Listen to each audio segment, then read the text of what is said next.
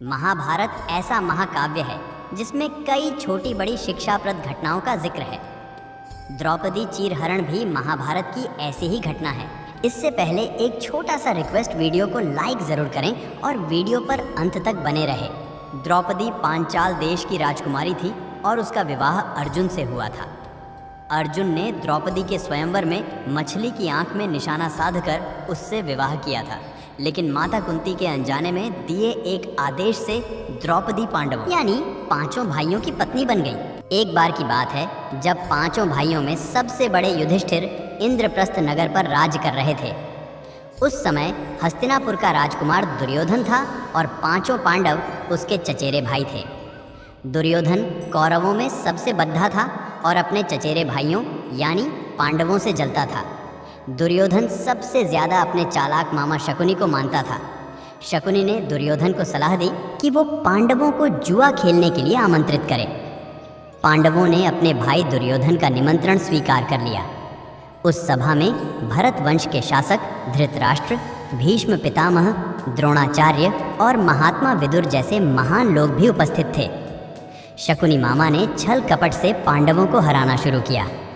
इस खेल में पांडव अपना राज्य हार गए। धर्मराज युधिष्ठिर ने स्वयं और अपने चारों भाइयों को भी दांव पर लगाया और हार गए। अंत में जब दांव पर लगाने के लिए उनके पास कुछ नहीं बचा तो उन्होंने अपनी पत्नी द्रौपदी को दांव पर लगा दिया। दुर्योधन तो जैसे इसी पल का इंतजार कर रहा था। शकुनी मामा की मदद से उसने जुए में द्रौपदी को भी जीत लिया। द्रौपदी को जीतने के बाद दुर्योधन ने अपने भाई दुशासन को आदेश दिया कि वो द्रौपदी को भरी सभा में बाल पकड़कर और घसीटते हुए लेकर आए। भाई से आज्ञा मिलते ही दुशासन द्रौपदी के कक्ष में गया और उसे सभा में चलने को कहा। रानी द्रौपदी बहुत ही स्वाभिमानी और पतिव्रता स्त्री थी, इसलिए उन्होंने दुशासन के साथ चलने से मना कर दिया।